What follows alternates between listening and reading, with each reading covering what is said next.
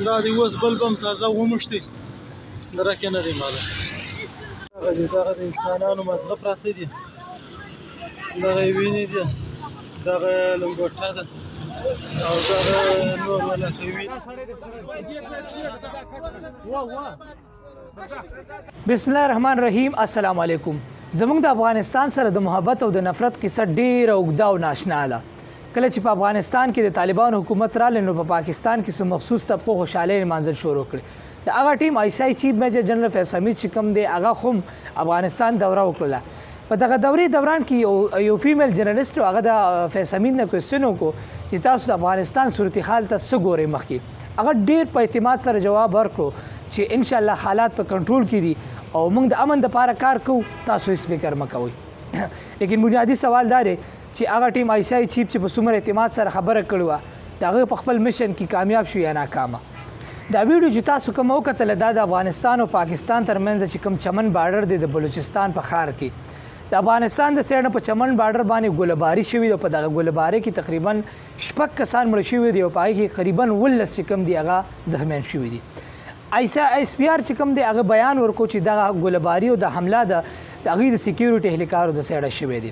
خو بنیادي سوال دا دی چې دا د افغانستان د سیډ په پاکستان باندې د تشدد او د حملې یا د ګولهباري یا د ډزو لومبۍ واقع نه ده. د دې نه مخکې په طور هم بارډر باندې په سیکیورټي اهلکارو باندې ډزې شوي دي، د پاکستان خلاف ناربازیانې شوي دي، د پاکستان خلاف اوازونه اوچت کړی شوي دي.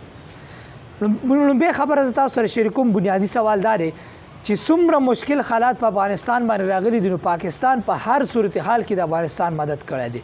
ما ته خپل هم یاد دي چې کله په افغانستان کې د غنمو چې کوم دی یعنی د خوراک چې کوم بحران رالی نو افغانستان پاکستان چې کوم دی افغانستان ته په ټنونو غنم ورکړ. زما خپله باندې زه رپورټر ډیوټي لګېدلی زه هلته تللی یم، ما هغه ایونټ چې کوم دی هغه کور کړی دی.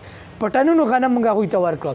کله چې د میډیسن حوالې سره بحران رالی د صحت خراب حالات پیدا شو نو پاکستان چې کوم دی ادویات او میډیسن چې نور میډیکل څومره اکوپمنټس دي څومره څیزونه دي هغه افغانستان ته ورکړه.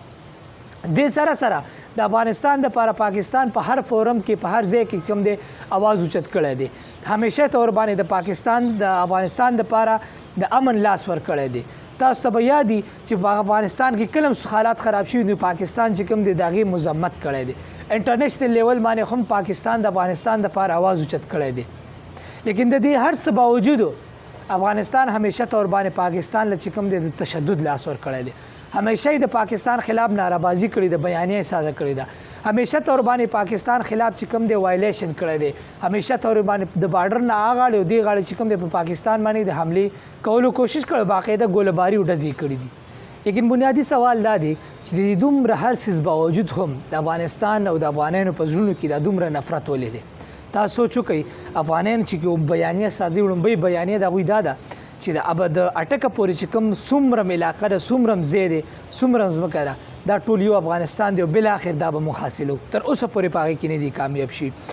بل کله چې امریکې په افغانستان باندې حمله وکړه رالی نو د مشرف چې کومه ملګرتیا وکړه د امریکې نو د افغانستان د څومره حکمرانان دي عوام دي د هغوی دا خیال دی چې دا تیار جنگ چې کوم دی د افغانستان ځمکې ته چا راوړو دا پاکستان راوړو او په پاکستان کې څومره سیکیورټي حالات خراب دي دا د پاکستان د وجې دي. دا نفرت د هغوی په زړونو کې څه ناڅه طریقې سره راټوکېدلی دی او دا اوسه پورې دا راچلیږي. لیکن بنیادي سوال دا دی چې پاکستان هم په څه څیزونو کې چې کوم دی غلط ثابت شو. پاکستان چې هم کومه بیانیه ثابته کړې وه هغه غلطه ثابته شوه او د افغانستان خلاف چې کوم مونږ یو جنګ ګټو هغه جنګ قریبا مونږ بایللی. هغې کې لومبۍ وجه دا ده چې پاکستان چې کله په افغانستان کې د طالبانو حکومت رالی نو دلته کې په پاکستان کې هم څه مخصوص طبقو چې کوم دی خوشحالۍ نمانځل شروع کړو. د هغه ټیم آی سی آی چیف فیض حمید د افغانستان دوره وکړل او ډېر زیات په اعتماد سره خوشحاله و چې اوس په حالات زیات ټیک شي. د هغې بنیادي وجه وروسته دا وه چې موږ هندوستان یې انډیا په افغانستان کې څه پراجکټ یې کولاو کړی څه انویسټمنټ سټارټ و او دغه انویسټمنټ او دغه پراجکټ یې بخښنه غواړم